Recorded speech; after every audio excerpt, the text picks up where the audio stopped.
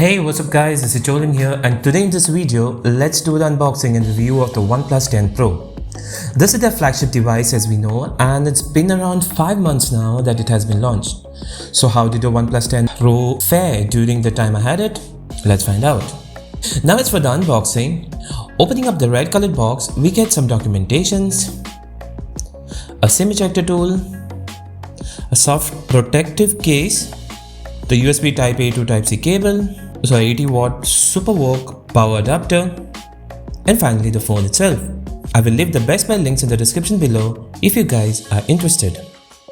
Now just to give you a physical overview of the phone, the Oneplus 10 Pro comes with a 6.7-inch LTPO2 Fluid AMOLED Quad HD Plus display with 120Hz refresh rate, which is protected with the Corning Gorilla Glass Victus.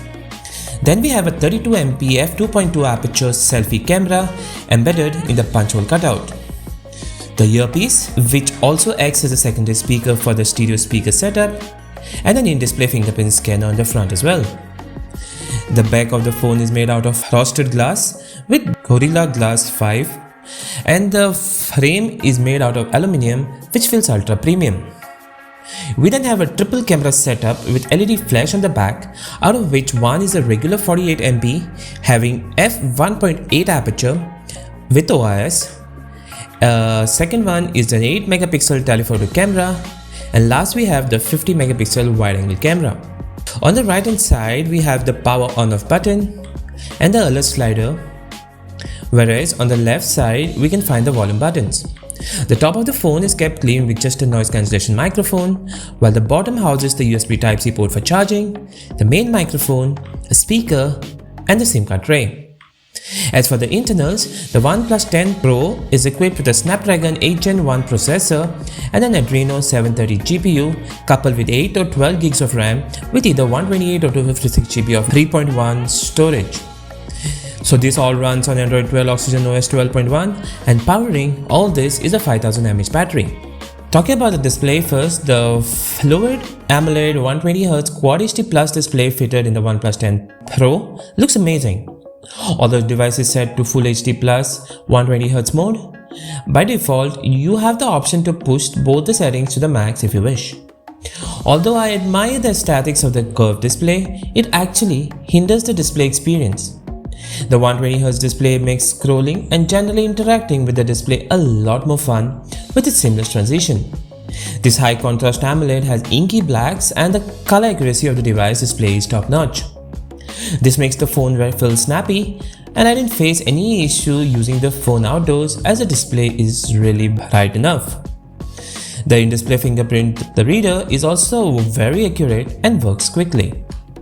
Coming to the performance now, the flagship Qualcomm Snapdragon 8 Gen 1 chipset coupled with 12 gigs of RAM, no matter what you threw at it, there may be some games or apps, etc., it ran with no issues. The only performance issue I noticed is some hiccups here and there while multitasking at times. Everything else in the phone feels nice and fluid except for bit choppiness while switching between apps. I really hope they address this in the future update. As for the IP68 rating, while I didn't go too crazy, it easily survived splashes and being dunked in water a few times. Coming to the gaming now, gaming on the Oneplus 10 Pro was a breeze. Every game I played on it, it ran absolutely fine and without any issues. Despite all the games we played, nothing really made the most of the high refresh rate display to run at 120 FPS. But the nicely tuned display did deliver some fantastic visuals regardless. The low graphic and the high graphic games played without any lags or stutter, even at maximum graphic settings with good stability. Thankfully, I didn't notice any overheating signs while playing the games. The stereo speakers on the other hand got quite loud, but it missed the low-end punch, which is obvious in any smartphone. Coming to the software experience, the Oxygen OS 12.1 UI based on Android 12 sets the phone apart from all the other Android smartphones. It's just as slick and fast as stock Android, but comes with lots more features. There are no ads or minimal bloatware that didn't distract me from the task at hand. and the user interface elements combined with high refresh rate of the display feels far more responsive than anything else. Speed, customization and minimalistic aesthetics are all ensured, and even the RAM management is done really well, and I didn't face any restarting of apps in the background when I switched to the other. The curved areas on the side did trigger accidental touches multiple times though, and I feel a little more refinement would likely solve the issue. The OnePlus 10 Pro also supports 1Hz refresh rate for always on display, in which you need not worry about power consumption while using the always on display on the phone. It shows all necessary information you need to know, and it works fine. Now as for the battery, the OnePlus 10 Pro is powered with a 5000 mAh battery, and the biggest addition is of course the 50 watts wireless charging and the 5 watts reverse wireless charging. But to attain this super fast charging, you will have to buy the OnePlus proprietary wireless charger separately. The battery performance is really good. I was easily able to get approximately 1.5 days of use with medium to heavy usage. This included both Wi-Fi and 4G connection, a little bit of gaming and lots of social media browsing.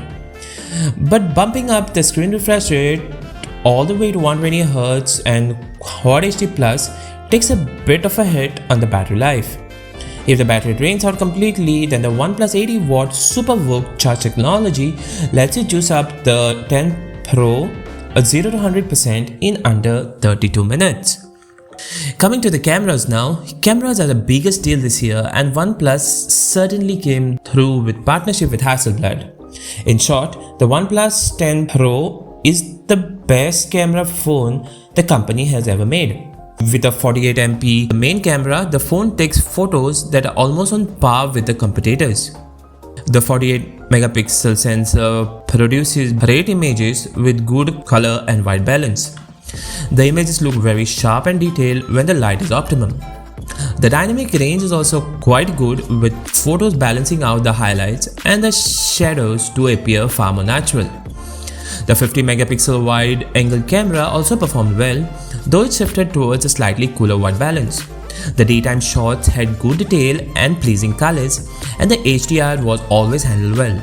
The default field of view is 110 degrees, but 150 degree mode is also available if you want to cram more scene in the frame. The low light performance was above average, and the noise was suppressed well, and there was decent level of detail in the photos clicked. Speaking of the telephoto lens, the OnePlus 10 Pro captured sharp and highly detailed shots at a native of 3.3x zoom level. The photos look good till about 10x zoom, but details were deteriorated very quickly beyond that. Photos were still usable, but smaller objects were hard to identify properly. The 10 Pro cannot shoot macros like the one on the 9 Pro. There is less details when you crop the image, and the colors look washed out as well. I wish it had maintained the quality standard set by its predecessor. In low light, the main sensor captures well-lit landscape shots with good details. The nightscape helps fix the exposure a bit and also produces slightly better textures. The wide-angle camera suffers the most in low light, but the nightscape helps salvage the shots. The image click by enabling the nightscape mode worked good as well, and the camera app automatically took long exposure shots when the light was less than favorable. The selfie camera is a 32 megapixel snapper, and it's a nice improvement over the previous generation. Details are very good and colors look natural. The portrait mode worked very well too and delivered some good separation from the background. The HDR was impressive when it came to exposing human face against bright background. Selfies taken in low light were also very good, and the night mode is available too. When it comes to video recording, the OnePlus 10 Pro can record 8K at 24 fps, 4K at 120 fps and 1080p at 240 fps. It also has a dual camera recording mode which records both the front and the rear camera activated at the same time. The video quality looked very sharp with good colors, exposure is handled well and is stabilized. The videos in low light also looked good, but the EIS caused slight jitter while shooting in 8K. Video shot in 4K and 1080p looks impressive with very good colors and stabilization. So overall, I was very impressed by the video recording of the OnePlus 10 Pro. So finally, as for my verdict, the OnePlus 10 Pro ticks almost all the boxes for a premium flagship this time as well. It offers enough new features to differentiate itself from its predecessor. With a bigger battery and a slightly more powerful, efficient AMOLED display, a more powerful processor with plenty more 5G bands, better overall camera and a nicer design. However, you should be aware of the overheating when it comes to using the camera app and not so good telephoto lens. Other than that, the OnePlus 10 Pro is another solid flagship from OnePlus and delivers a better performance and features for the price. So guys, that's it for the video and I really hope you liked it. If you did, then kindly hit that thumbs up button or else you can vote it down. Do smash the subscribe button and turn on the bell icon to get notified whenever a new video goes live. So until next time, you guys take care. Ciao.